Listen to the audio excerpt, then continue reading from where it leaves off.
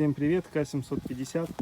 Появились какие-то странные звуки, которые доносятся как будто бы из воздушного фильтра. Какие-то такие бахи. Вот я сейчас заведу.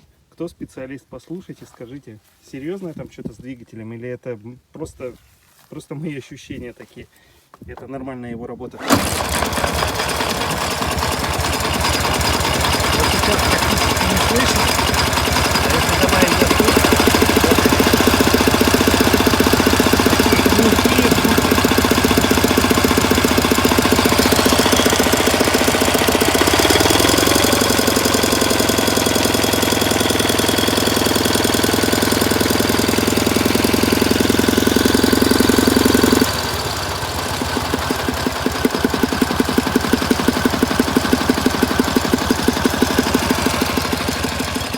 напишите в комментариях, что это может быть.